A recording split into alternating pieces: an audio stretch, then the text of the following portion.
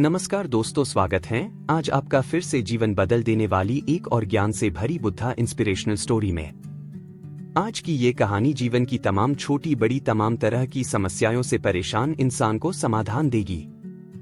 इंसान के जीवन में कर्म, भाग्य और बुद्धि, इन तीनों में कौन सबसे बड़ा है, चलिए एक कहानी के माध्यम से जानते हैं। एक दिन स्वर्ग लोक में कर्म, भाग्य और बुद्धि, यह तीनों चर्चा कर रहे थे कौन सबसे बड़ा है। कुछ दिन बीत गए लेकिन फिर भी यह तीनों इस बात का निर्णय नहीं कर पाए कि कौन बड़ा है। एक दिन नारद मुनि पास से गुजर रहे थे तो उन्होंने देखा कर्म, भाग्य और बुद्धि आपस में किसी बात को लेकर झगड़ रहे हैं। तो नारद मुनि तीनों के पास गए और पूछा, आप तीनों किस बात पर इतना झगड़ रहे हो। तब कर्म, भाग्य और बुद्धि ने बोला, हे नारद मुनि, अब आप ही विचार कीजिए कि हम तीनों में से कौन महान है।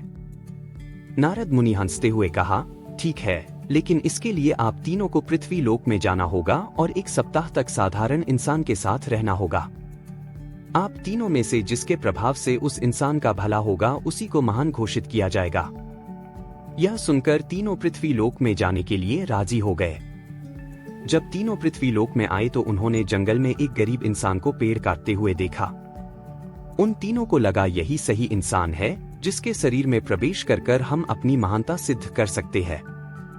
कर्म, भाग्य और बुद्धि आपस में बातें करके यह निर्णय लिया कि वे एक सप्ताह करके इस इंसान के शरीर में रहेंगे और जिसके प्रभाव से इस इंसान का भला होगा उसे ही महान माना जाएगा। कर्म बोला, सबसे पहले मैं जाऊंगा और उस इंसान का भला करूंगा। कर्म उस इंसान में प्रवेश करते ही उसका कर्म क्षमता दुगना हो गया और वो प्रतिदिन जितना लकड़ी काटता था उससे ज्यादा काटने लगा। यह देखकर वह इंसान बहुत खुश हुआ। पहले से ज्यादा लकड़ी तो वह काट लेता था लेकिन वह उतना ही लकड़ी बाजार ले जाकर बेच पाता था जितना कि वह पहले बेचता था, क्योंकि ज्यादा लकड़ी ले जाने के लिए उसके पास कोई सामान नहीं था। इसी तरह 7 दिन तक उसमें ज्यादा लकड़ी तो काट लिया लेकिन उन सब को बेच नहीं पाया और उसकी हालत में कोई सुधार नहीं आया। 7 दिन बाद कर्म उसके शरीर से बाहर आ गया और निराश होकर स्वर्ग चला गया।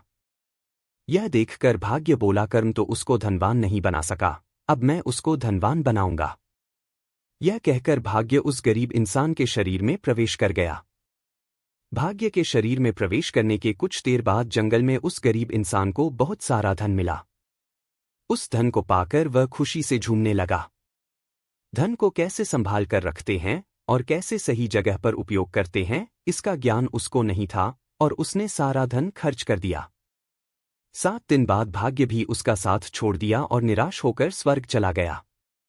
अगर आपको यह कहानियां अच्छी लगी तो इसे अपने दोस्तों के साथ जरूर शेयर करें और वीडियो को लाइक जरूर करें और चैनल को सब्सक्राइब करें और उन्हें भी गौतम बुद्ध के विचारों से अवगत कराएं और उनके जीवन में परिवर्तन लेकर आए। धन्यवाद।